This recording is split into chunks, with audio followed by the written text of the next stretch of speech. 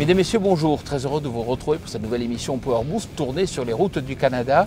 Alors tout d'abord, vous allez voir que dans cette émission, on va vous dévoiler un nouveau tracteur venu d'Europe. Vous aurez aussi des nouveaux matériels. Et puis ici, on a trouvé des exploitations innovantes avec notamment certaines astuces bonnes à connaître. Mais sans plus tarder, je vous invite à retrouver le sommaire de cette nouvelle émission Power Boost. Il y a eu Thelma et Louise, il y a eu Seller et Lula, il y a eu Easy Rider et cette semaine, il y a Power Boost 237. En effet, on se la joue un peu road trip, toujours au Canada, et on vous gâte puisqu'on vous fait monter à bord d'un Chevrolet Equinox. Premier arrêt, on va rencontrer Andrew Hitchie qui va nous parler des fermes laitières au Canada. Ça tombe bien puisque quelques miles plus loin, deux éleveurs vont nous accueillir dans leur exploitation. On ne laisse pas le machinisme de côté pour autant, puisque sur la route, on va se pencher sur la robotisation des fermes laitières. Ajoutons à cela une touche de l'Intrac de Lindner, et ça s'annonce pas trop mal, non?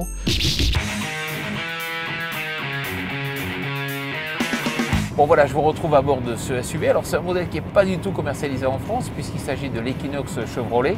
Alors ce qui est intéressant à voir, c'est que dans la version de base, on a un moteur Ecotec de 2,4 litres qui délivre quand même 180 chevaux. Alors bien sûr, il y a des modèles supérieurs. On peut aller sur des moteurs V6 qui vont jusqu'à 300 chevaux pour les toutes dernières générations. Alors c'est une voiture qui coûte 25 000 $ canadiens, donc qui est assez abordable en termes de prix, assez bien équipée à l'intérieur. On voit une finition quand même assez travaillée. Au niveau de l'écran par exemple, on peut y connecter des clés USB, c'est assez convivial. Alors il y a quand même quelques points faibles. Si on regarde à l'arrière, on a une très mauvaise vision au niveau des pans arrière. Effectivement, c'est pour travailler uniquement à la caméra lorsque l'on recule. Et puis, il faut bien comprendre que pour les places arrière, ça reste un SUV, c'est-à-dire qu'on a très peu de place pour les jambes. Et alors, on va traverser Montréal, on va aller dans le parc d'un campus d'une université. On part à la rencontre d'Andrew Hitchie. Alors, Andrew Hitchie, il est québécois d'origine, mais il connaît bien la France puisqu'il a travaillé chez Delaval durant des années. Et il va nous expliquer un peu les caractéristiques de l'agriculture et de l'élevage laitier au Québec. Et Andrew Hitchie, bonjour. Bonjour. Alors, on vous a bien connu en France puisque vous avez dirigé le marketing de Delaval et je vous retrouve ici au Québec puisque vous dirigez Delaval de façon globale pour tout le Canada. J'ai une question à vous poser. Les fermes ici au Québec sont de belles fermes laitières? Oui, globalement, ce sont de très très belles fermes maintenant. Ce ne sont pas des grandes fermes comme on a l'habitude d'en voir aux États-Unis. Ce sont des fermes de taille moyenne, on va dire, de l'ordre de 60 vaches laitières. Et puis très automatisé, il y a beaucoup de robots? Ah oui, l'automatisation existe ici au Québec depuis 25 bonnes années. Ça a commencé avec l'arrivée de ce qu'on appelait, du moins à cette époque-là, le FICAR, c'est-à-dire le distributeur automatique de concentré. Aujourd'hui, on dénombre tout près de 60% des élevages qui sont équipés d'alimentation totalement automatisée. Et concernant la traite? Et concernant la traite, ça commence depuis, je dirais, à peu près 5-6 ans. Alors ici, au Québec, ce qu'on peut dire, c'est que 90% des étapes sont toujours à la tâche. Donc les vaches laitières sont attachées versus avoir un troupeau de vaches laitières qui sont en stabulation libre. Donc ça limite un peu le développement du robot, mais avec le peu de stabulation libre qu'il y a, je dirais que oui, un bon 20-30% des bâtiments en libre sont équipés de robots de traite. Donc on dénombre plus de 400 exploitations équipées de robots ici au Québec. Merci beaucoup. Merci. Retour sur la route du Québec, on vient de quitter Montréal et on va aller à la rencontre d'une famille d'éleveurs qui sont d'origine suisse mais qui sont installés ici au Québec il y a une vingtaine d'années. Guillaume Refer, bonjour. Bonjour. Alors vous êtes éleveur, vous venez de Suisse, enfin vos parents sont venus de Suisse il y a quelques années, c'est ça? Oui, ils sont arrivés en 1990 du Jura. Donc vous êtes venu ici au Canada, vous êtes implanté, donc la famille, avec un élevage. Aujourd'hui, votre élevage, quelques chiffres clés? C'est 95 vaches en lactation, 190 têtes au total, 250 hectares en culture. Et côté productivité? On est parti à peu près 9800 kg de moyenne. On a transféré en traite robotisée. On a baissé à peu près vers 9000 de moyenne et on s'attend à remonter par-delà les 10 500 kg. Alors moi ce que j'ai vu c'est des choses assez intéressantes, notamment vous testez un système qui permet automatiquement de ramener la nourriture au plus près des vaches. Oui, c'est ça, c'est pour économiser le plus de main-d'œuvre possible. Alors c'est un système qui ramène l'ensilage près des vaches, qu'on peut déterminer combien de passages on veut par jour. Et puis aussi vous avez opté pour le Earth Navigator. Quelle a été votre motivation? C'est pour faire vraiment un suivi le plus serré possible de la reproduction des vaches et de la santé générale du troupeau. C'est-à-dire avoir un retour en gestation plus efficace, plus court? C'est ça. Tout en économisant aussi sur les hormones, baisser l'utilisation des hormones. Côté robotisation, vous avez opté pour un ou plusieurs robots? 2 robots. Et puis quand je regarde aussi, je vois que vous réutilisez le fumier, vous recyclez le fumier comme litière.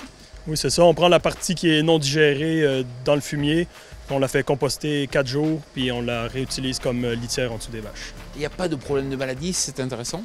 Non, jusqu'à présent, on n'a aucun problème de maladie, mammites et autres. Merci beaucoup.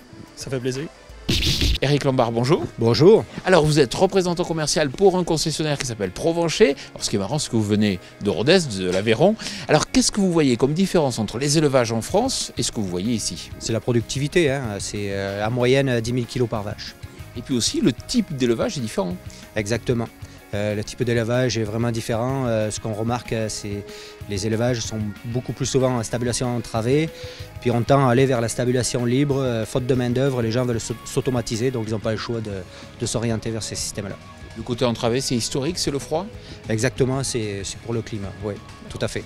Et quand on regarde, on sent vraiment qu'ici, on aime préserver les éleveurs, on aime préserver le système laitier. On a quoi? Un système de quotas? Il n'est pas du tout question de le démanteler comme en Europe. Non, absolument pas, vous avez raison. On a un système de quotas,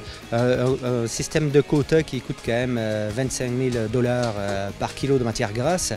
Donc on considère environ 1,2 à 1,4 kg de matière grasse par vache. Donc vous voyez, ça représente quand même 32 à 35 000 $, ce qui va à peu près en euros dans les 25-26 000 €. Et pour des terres ici d'élevage, ça fait l'équivalent de 2 à 3 hectares. Oui, suivant la région où on se trouve, c'est l'équivalent de 2 à 3 hectares. Exactement. Et est-ce qu'aujourd'hui un éleveur vit bien de sa production ici au Québec? Oui, absolument. On considère le prix en moyenne 0,6 € du litre de lait. Donc versus l'Europe 0,4 €, on voit qu'il y a une sacrée différence. Merci beaucoup. Merci. Voilà, à présent, on va quitter Saint-Guillaume et la ferme de M. Ruffert pour aller mettre le cap vers l'est, prendre la transcanadienne et aller en direction de Québec pour découvrir une autre exploitation laitière. Mais juste avant, je vous invite à découvrir un nouveau matériel, un nouveau tracteur de chez Lindner.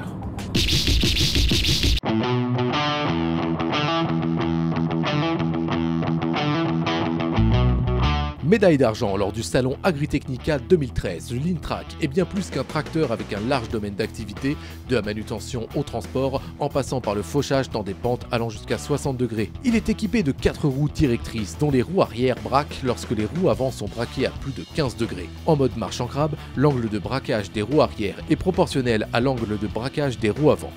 Côté transmission, Lindner innove avec une boîte à variation continue TM9 développée en partenariat avec ZF pour une puissance de moteur de 102 chevaux de 3,4 litres de cylindrée avec filtre à particules. La production en série de ces tracteurs polyvalents débutera en novembre prochain et il faudra compter près de 70 000 € pour une version de base. Le constructeur autrichien annonce pour 2015 l'arrivée d'un prochain Lintrac 100 de 115 chevaux avec la transmission à variation continue TM11 et un essieu arrière plus important. Lindner complète également sa gamme avec l'arrivée d'un nouveau Geotrack 84P Pro de 95 chevaux avec injection Common Rail et filtre à particules pour une transmission ZF 16/8 avec doubleur.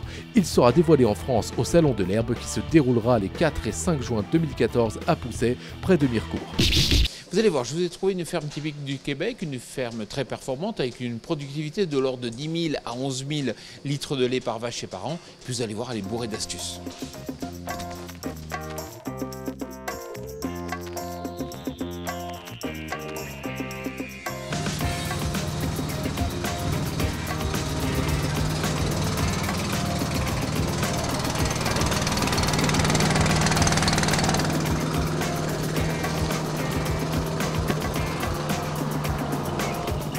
Michel Labonté, bonjour.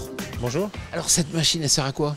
À distribuer les aliments pour les vaches. Alors c'est bizarre parce que c'est vrai qu'elle est fait un peu ancienne. C'était à l'époque où on avait les vaches entravées? Oui.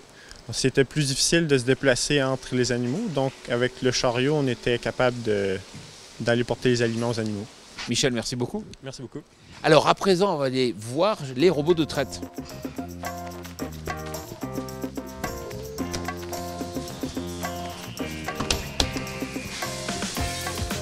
Sébastien, bonjour. Alors vous êtes directeur de projet au sein de la concession Marcel Morissette, c'est vous qui avez vendu donc ce robot. Ce qui est intéressant, c'est que j'ai vu qu'il y avait 2 petits jets insérés en fait près des pattes. Pourquoi ? Les jets près des pattes servent à faire un traitement préventif pour contrôler les maladies de pied au niveau des vaches. Et comment on est sûr que ça vient effectivement au bon moment, au moment où les pieds se trouvent là? Le système est conçu qui est contrôlé à partir du robot. Donc, quand l'animal rentre et qui est accepté pour faire une traite, du moment que la mangeoire se met en position, le système est activé. On vaporise les pattes pendant 3-4 secondes avec un produit chimique fait pour traiter les différentes maladies qu'on a à contrôler. Concrètement, ça coûte combien? Le système pour vaporiser les pattes, on parle d'environ 4 000 € pour un robot. Oui. Alors j'ai vu sur l'avant que vous avez un système qui nettoie automatiquement toute la surface près du robot. Oui, l'extérieur, du côté des animaux. J'ai plusieurs producteurs qui me demandaient d'avoir un système qui les éviterait d'avoir à aller gratter manuellement l'air devant les robots. Donc on a développé un système de vaporisation d'eau. On récupère l'eau qui sert au refroidisseur à plaque pour pré-refroidir le lait. Puis on vaporise le plancher selon la fréquence ou la production de lait qui a été réalisée par les animaux. Donc, un petit achalandage, peu de nettoyage. Les périodes de plus d'achalandage, le système va laver le plancher plus souvent. Et là aussi, un ordre de prix? On parle de peut-être autour de 2 000 € pour le système. Oui, c'est pas très dispendieux pour le travail que ça fait. Oui. Sébastien, merci beaucoup. Mon plaisir. Alors à présent, on va retrouver Martial et on va parler quota et prix du lait. Martial, c'est le rêve d'être éleveur ici au Québec. Oh, vous croyez que c'était un rêve? Peut-être. Si on se compare à d'autres pays où le lait est beaucoup moins cher que le nôtre, c'est sûr. Alors, si on parle prix justement, aujourd'hui vous avez quand même un prix du lait qui est payé de l'ordre de 0,6 à 0,7 centimes le litre. Donc c'est vrai que c'est bien plus élevé que chez nous. Et ça, le secret, ça a été les quotas? Les quotas, c'est l'ensemble des producteurs qui se sont soutenus ensemble pour bâtir un système qu'on appelle les quotas, qui permet à nous, producteurs, d'avoir un prix qui est décent pour notre produit. Ça permet aux transformateurs d'avoir la marge normale qu'ils devraient avoir et aux consommateurs de payer un prix qui correspond à l'ensemble de ce qui peut se vendre ailleurs. C'est ce qui fait que le transformateur ne prend pas une marge illimitée pour empiéter sur notre prix à nous autres là, à ce moment-là. Et ce n'est pas une subvention, ça ne coûte rien aux citoyens? Ça ne coûte absolument rien aux citoyens. C'est que chacun prend sa part de marché et puis tout le monde est heureux. Le problème, c'est que peut-être le quota, ça coûte cher. Aujourd'hui, on l'a dit, 20 à 25 000 € par vache, donc c'est quand même important. Aujourd'hui, pour être éleveur, il faut peut-être mettre sur la table 5, 6, 7 millions. C'est beaucoup. Ça veut dire qu'aujourd'hui, il faut être fils d'éleveur pour être éleveur? De préférence, oui. On a des producteurs qui réussissent à se démarrer en agriculture tranquillement. Il y a des programmes qui sont offerts par l'ensemble des producteurs aussi pour aider ces jeunes-là à démarrer en agriculture. Mais il reste que la grande majorité des gens doivent provenir du milieu pour pouvoir avoir accès à une ferme, c'est sûr. Voilà, notre émission Power Boost tournée ici en direct du Canada touche à sa fin.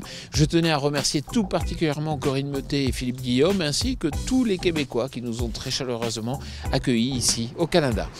Voilà, n'oubliez pas que chaque jour vous pouvez retrouver toute l'actualité du machinisme sur notre chaîne YouTube et puis aussi sur notre page Power Boost. Je vous souhaite une excellente semaine.